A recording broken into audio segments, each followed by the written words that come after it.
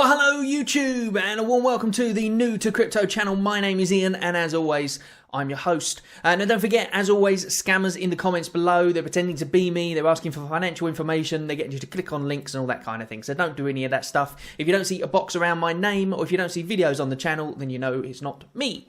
Anyway, let's move over to the main screen, shall we, today? Because we've got a few bits of Veve to get through, and about Ecomi and stuff. And then after that, I've got some interesting information that I hope will be of interest to you. So let's move over to the main screen. So this one was yesterday. I was out at the park with my family, and I saw some things popping up about crazy Marvel and all this kind of thing. So I thought I'd look into myself. Basically, Veve did an announcement of the first NFT drop of Season 2, and they put any guesses. Well, obviously that opened up the floodgates, and everyone went crazy, which was really cool to see. And the funny thing was, a few YouTubers popped up with different videos about this is definite, this is confirmed, and all that, which I thought was quite funny. Especially when I was watching one of them yesterday, and he went down here and he was saying, oh, this is this, and this is this, and this is what makes me think it's Marvel, because somebody said Marvel, and then it says, I will neither confirm nor deny the facts of that story. And obviously Veve tweeted that themselves, so therefore that meant it had to be Marvel. And that was until he carried on moving down, and then he realised that they were also replying to every single comment with a meme. So in this case, it said Jurassic Park could happen, so it could have been Jurassic Park. And then somebody else said something about Back to the Future, so obviously then I'm writing this down, this is good stuff. And you could sort of see as he was slowly realising what dawned on him, that it wasn't definitely Marvel. He then quickly went back up the top and was like, but I guarantee you it's Marvel.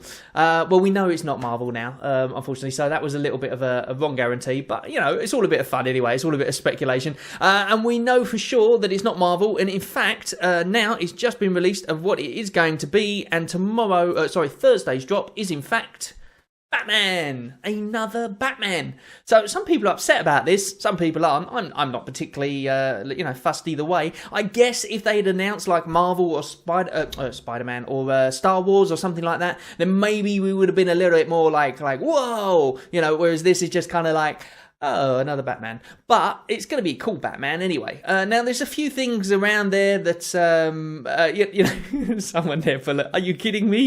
Is this what we wait for in Season 2? So there you go. So some people aren't happy about it. But, you know, I think they're going to be cool Batmans anyway. And as with anything, to be honest, they could put out a poop emoji and people would buy it. Simple as that.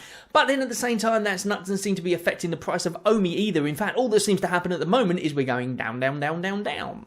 So, in fact, we're nearly getting back to the point where I personally bought in as well, when there was nothing going on with it at all. So we've had all this hype, yet we still have the price going down. So I really hope that something comes out soon, because otherwise people are going to get really sort of like, I know we're in it for the long run and all that sort of stuff, and I'm not creating FUD here, but what I'm saying is that people are getting impatient. So we need something, and hopefully this exchange that's hopefully going to come sometime before the end of the month, which they said, again, maybe another thing that's delayed, who knows, because who knows if anything, then unfortunately I got a feeling that a lot of people are going to jump ship because of the fact that there's other coins that are going off, and Omi isn't at the moment. But then I'm confident that it's going to go off at some point. So I don't think that's an issue, because of the fact that they literally have the utility behind it. So whereas a lot of coins that are going off, especially at the moment, don't have anything. It is literally what I said the other day, like a virtual horse race. So, and it's all speculation at the end of the day. So hopefully the black and white Batman will be a good success. And obviously I will do I'm going to do a video anyway on that day. I'll be doing a live drop. I'll be trying to frantically push those buttons, to try and get the ultra rare or whatever. Although I'll be honest with you, I'm kind of running out of money doing these NFTs every week. So I'll probably be there in spirit, but just kind of going like, oh no, I didn't manage to get it this time.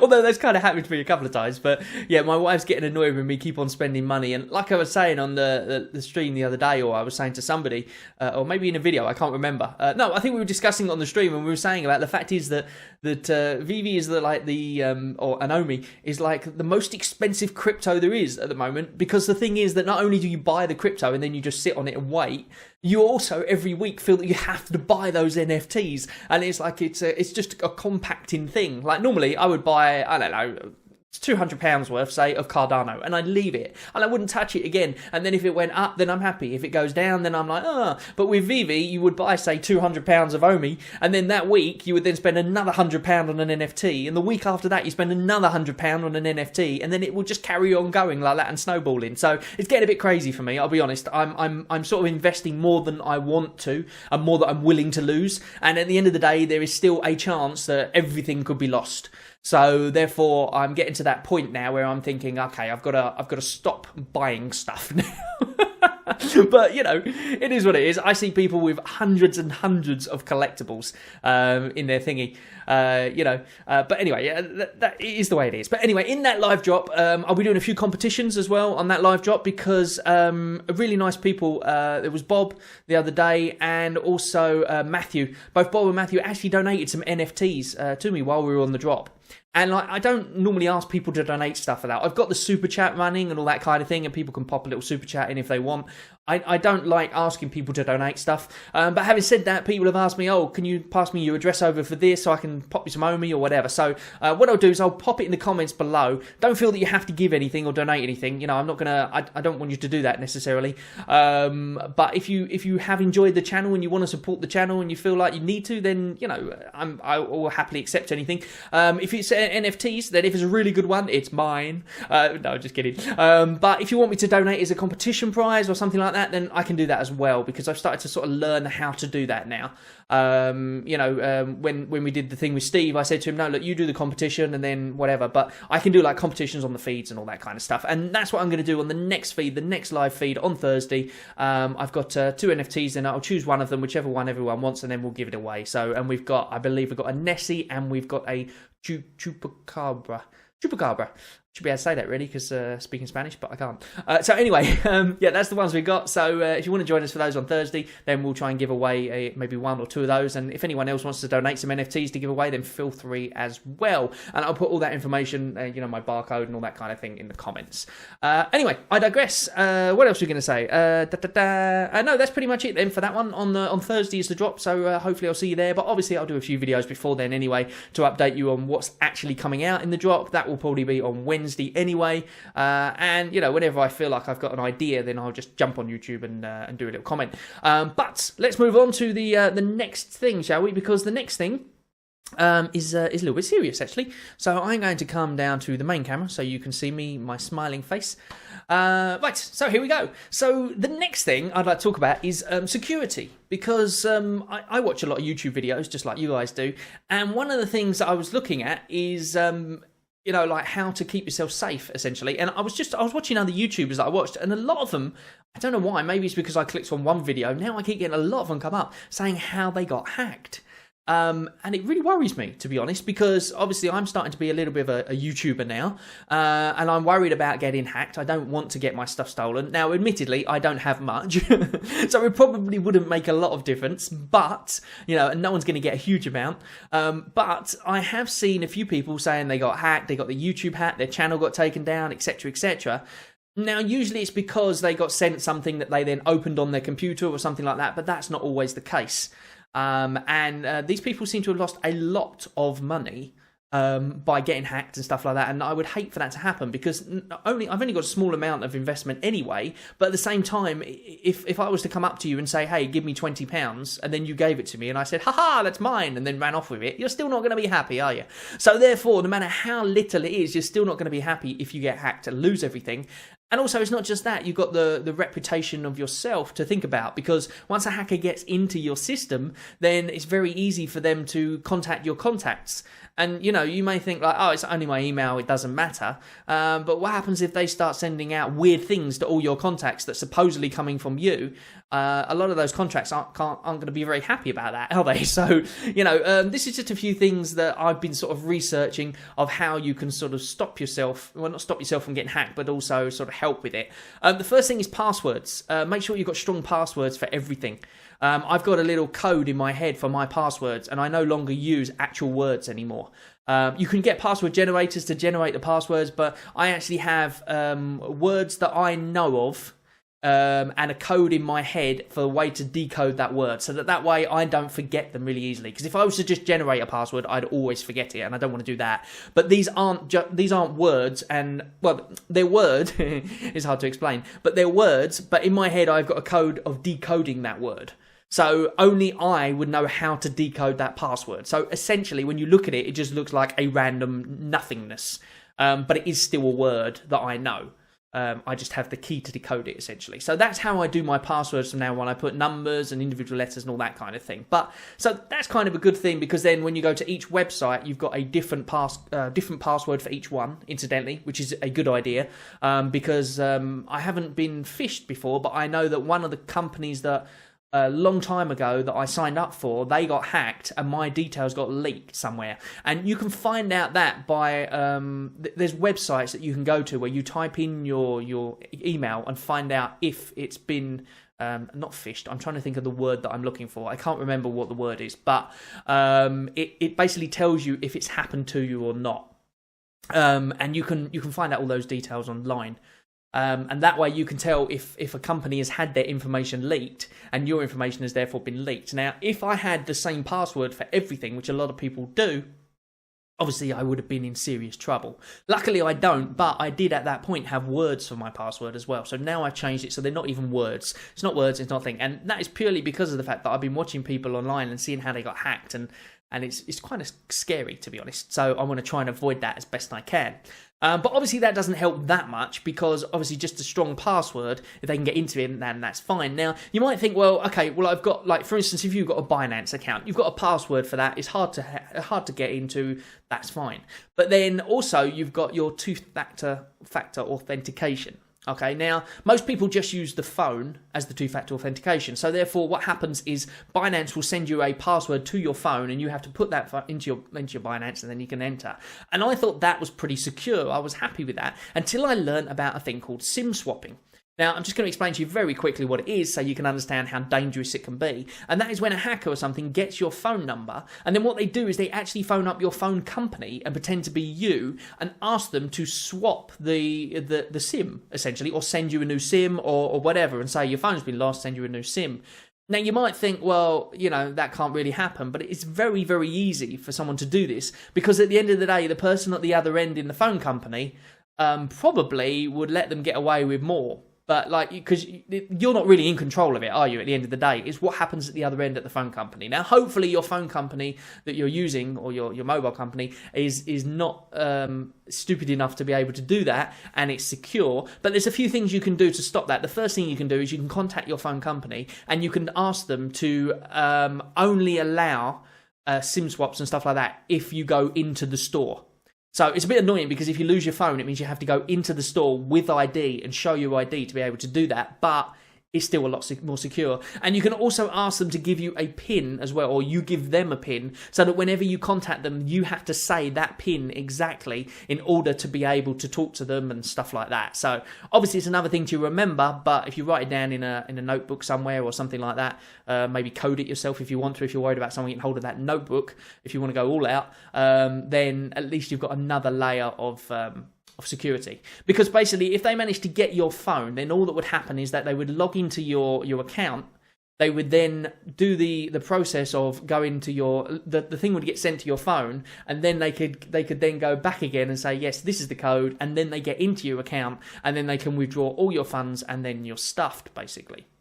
But that's just some basic stuff, which probably everybody knows about already anyway. But I thought I'd tell you about something else, which I kind of figured out the other day. And it's another use for this thing here, the ledger.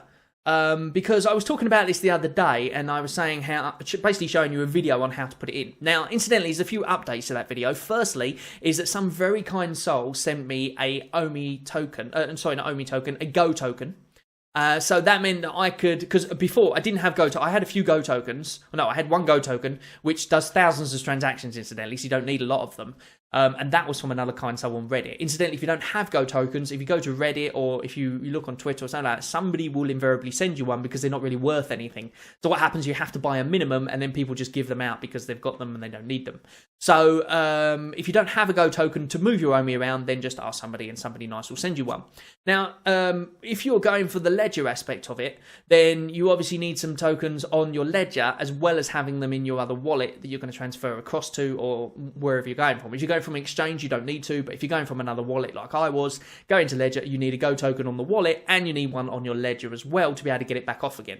So I couldn't actually check it before I went online to do the little tutorial for you, which was a bit annoying. And also, I thought I had to buy Ethereum. But some kind soul anyway sent me a, I think I'm really sorry, I can't remember your name because I didn't look before I came and I've just started waffling now. But this chap was really nice and he sent me a Go token.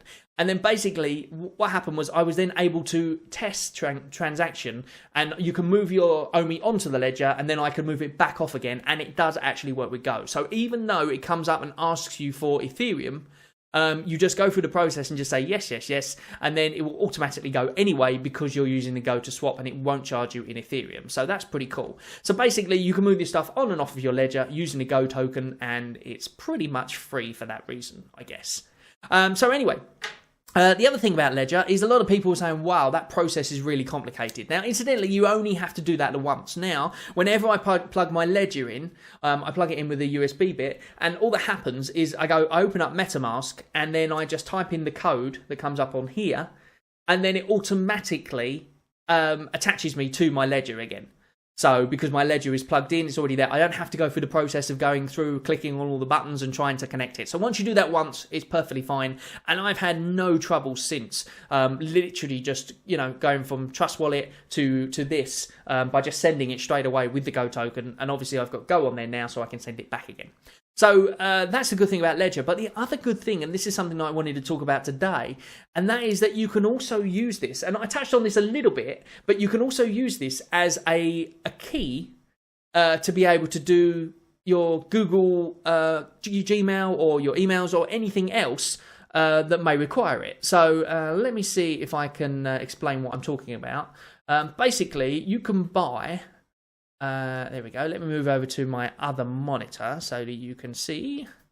There we go. You can buy these things. Now, these things are basically little keys that when you put them into your computer, they have a little number inside, essentially, so that it allows your transactions or it allows your whatever you want, your email to be open and stuff on that device. Now, you can buy these things, and as you can see, one of them there is €65. There's one for 34. I guess it depends how crazy you want to go, which brand you want to get, and all that kind of thing. So that's sort of just an example of what you can get. But here's the thing that's good about this ledger, and that is that once you get this, now I paid €59 for this, so therefore that's already cheaper than the Yubico YubiKey 5.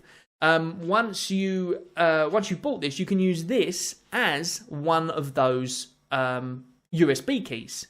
So essentially what that means is on your Ledger Live, you've got the option to put something called the FIDO U2F, which is an app for using this. So you install that on your Ledger Live. So you go through, you plug it in and you install the FIDO U2F. Now, obviously, if you've got a Nano S like I've got, you've only got a little bit of space for a certain amount of thingy. So bear that in mind. If you've got a lot of cryptos on there, you may want to get the X as well, although I believe the X is kind of sold out. But I've got some links for it in the comments. They are, affiliate links. So I do get a little something for it. So if you'd like to support the channel and buy one of those because you want to buy one, then feel free. It's in the comments below. You just click on the link and you can go straight through it. If you want to go to the site itself rather than going through my affiliate link, then that's fair enough as well. Just go to ledger.com and you'll find all the information there. But I've got the Nano S now. So therefore you put the app on this.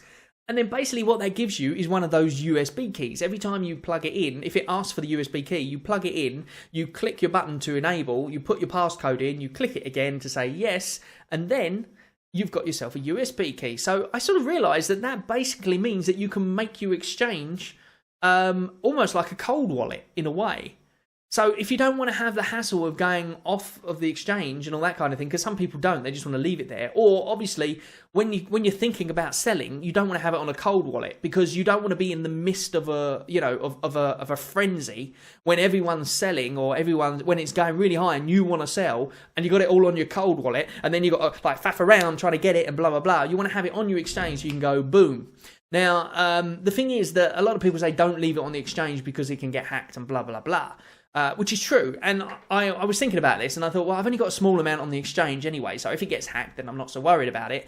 And also, I was thinking that, well, the guy on Binance, CZ, he basically, whenever anyone gets hacked on Binance, they have like this fund where they pay for the stuff that gets hacked. In the sense, when I say that, what I mean is if Binance itself gets hacked, then everybody essentially got their money back because he has a fund that's set aside for that.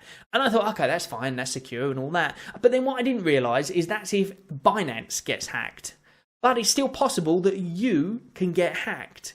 As in, somebody gets your phone thing, does the SIM swap, somebody goes into your Binance account, clears out your account, and then it doesn't matter what you say. If you go back to CZ and say, here mate, I've been hacked, he's not going to go, oh, all right, mate, don't worry, I'll give you back the money. It's your fault, essentially. So, therefore, even when you're just transferring it to Binance or whatever to wait to sell it, essentially, you've got to have security on your thing. Now, obviously, there's two-factor authentication app by Google, which is a great thing as well. Incidentally, if you haven't done that, then do make sure you do that. Don't just leave your phone as your thingy. That's what I did for a long time, and then I started thinking about it. Now I use the app. I don't know if it's hackable still. Maybe it is. I don't know. Maybe someone else can tell me because I don't know all the ins and outs of it. But basically what happens is I actually prefer it now as well, because I don't have to wait for a weird text message to come through my phone and then just clicking and checking it's all there. All you do is when you sign into your Binance account, you look on your Google Authenticator app and there's like a number, and you just type in that number and it lets you straight in. So essentially the hacker would have to have your physical phone in their hand, or at least a mirror image of your phone rather than just your SIM card, I guess. So therefore, it's definitely worth adding that onto there anyway. Now, the way you do that is when you sign into your account, I was going to make a video on this, and then I thought there's no point really because of the fact that it's so simple to do. And that is you sign into your Binance account as you usually would, and then in the side area, there's a bit that says security. And then if you go down, not security, it's like a list of things that there are. If you click on security, it automatically gives you the options, and it gives you the option to add add your passcode and everything, and then add your two-factor authentication app. And then also, this is the one that I'm talking about now, and that is the USB key. You can also attach a USB key to your Binance account. So basically, if you buy Ledger, what it means is you can use this as a cold wallet, obviously, and store your hardware, your stuff fairly secure. Or fairly, I'm assuming it can probably get hacked at some point. I don't know, so I'm not going to say 100%. But it's pretty sure that it's okay. Incidentally, there was a whole thing about Ledger getting hacked themselves. Now, they did get hacked, but it was only your information that went, which obviously isn't great, but they didn't get anybody's actual crypto because that was all stored on hard wallets. All they managed to do was get the information of the people, and then they would use that as phishing scams and stuff like that. Now, obviously, that's not a good thing, but there's thousands of companies out there and that happens to as well. I guess it's kind of odd that it's a security company, so therefore they got hacked. But that was pretty much the bad news about it. That's what all the FUD's about. And there are people that are saying that they've been hacked and things have disappeared and all that sort of stuff. So, you have to take those things maybe with a pinch of salt because you can't prove them or whatever. But, I'm not saying it's 100% secure, but what I'm saying is it's a lot more secure than not having it is what I think. So, and for the sake of 59 quid or whatever, maybe come back to me in a few years' time when all my crypto's gone and I'm crying in a little alley, then maybe then I'll say, well, it's not worth it. But, as it stands at the moment, that seems to be a little bit more secure. So with Ledger, what you do then is you basically add this to your Binance account. So that means that the only way for anybody to get into your Binance account, if they want to do a transfer or something like that, is to allow it with Ledger. Which essentially means that you have now made your Binance account into a cold storage wallet. Now, okay, there is the point of if somebody hacks Binance itself, then they may be able to get into your account and they may be able to clean out some other, some other way or something. But in terms of actually getting into it through your computer, I believe it makes it into a cold storage wallet, because you're essentially doing exactly what you would do on your computer or on your, because everything's stored on the blockchain at the end of the day. So therefore, all this is a key to get into that. So essentially what you're doing is by adding this to your Binance account now becomes a cold storage wallet as well. Minus the fact that it could get hacked if somebody got into Binance. But that's a lot less likely to happen than somebody just taking over your computer and being able to get into your Binance account. So anyway, the basics of it is, I think, that if you add this to your Binance account as well, then you've got extra protection. Simple as that, really. So that's exactly what I'm doing, or what I've done. There is one thing to say, though, about that. If you do add it to your Binance account, you can only use it on a laptop. You cannot use it on your phone. But I believe you can do both that and the Google authentication, so that therefore, if you can't get onto your laptop, or you're on your phone and you want to do something, you can use the Authenticator app to be able to do it rather than your USB key. But then I suppose you could say, well, then what's the point? But it's more peace of mind, isn't it? Essentially, at the end of the day, it's another option. And I just thought it was a great thing, the fact that it comes essentially built into Ledger. So you've essentially then got two hardware wallets or cold wallets if you wanted to, because even though it's on an exchange, it's still the same sort of security process to be able to get into it. But anyway, I digress. So that's my little video for today. Hopefully you've enjoyed it. Don't forget, if you would like to support the channel, then I'll pop some details below. Like I said, if you do donate anything, then I'm not saying you have to or anything like that. Please don't feel that you have to. It's just if you want to support the channel, or maybe you just like the way I smile. But anyway, thank you very much for joining me. As always, as I said, I've got a live drop on Thursday, but I'll probably pop out a few more videos before then anyway to, let everyone know what's going on and all that kind of stuff. And, that's it for today. As always, don't take this as financial or, investment advice in any way, shape or form, because what do I know? I'm new to crypto. I'll see you on the next video. Bye-bye for now.